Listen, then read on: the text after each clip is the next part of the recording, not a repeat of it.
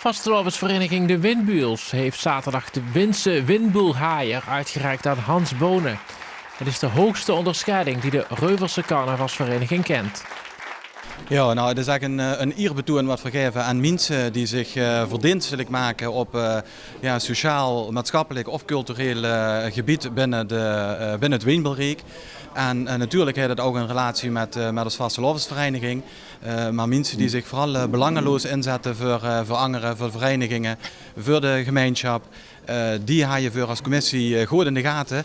En één keer in de zoveel tijd is het tijd om weer eens die hulde en die publieke hulde, wat we vanavond ook aan Hans Bonen gaan doen, om die te gaan geven. En dit is een bijzonder dat ik heel erg verrast was. Al 21 maanden geleden. Dat is nog een reden waarom het bijzonder is natuurlijk. Zoals de eerste activiteit van de vereniging vanavond. Maar ja, voor mij zeker heel bijzonder.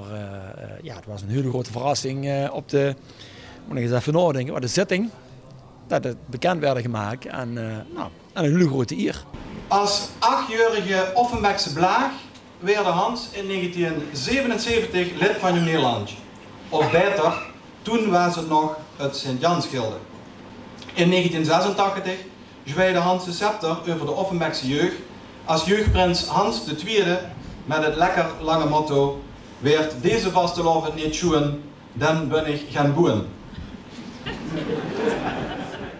Maar Hans heeft natuurlijk al als klein kind een hele goede geschiedenis bij Jong Nederland. Hij heeft van alles gedaan, als lid, als bestuurslid, commissies binnen de Vastelovensvereniging, binnen het wielrend, de voetbalclub. Nou, dat is een lijst is eigenlijk te lang om die nu even op te nemen. Ja, ik heb die gekregen inderdaad, denk ik voor het werk voor de Vastelovensvereniging. Maar ook voor Jong Nederland en voetbalvereniging waar ik bij ben.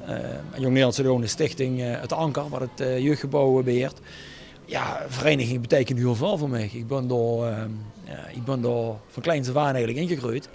En ik heb er eigenlijk altijd mijn werk gedaan en heel veel lol gehad. En dat is heel belangrijk, want dat moest er wel hebben, want anders helst het niet vol. En ik ken me gelukkig prijs dat ik al die jaren ontzettend chique leven en schoenen en herwerkende mensen bij me heb gehad die me hebben geholpen.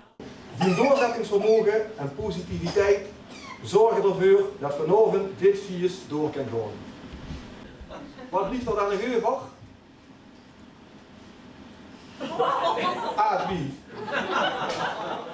Sinds de jaren 80 is deze Winse Windbuul wordt vandaag voor de 13e keer uitgereikt.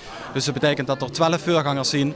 En dat sinds de jaren 80, dus in 41 jaar tijd, is dat zeer selectief om daarbij te mogen staan.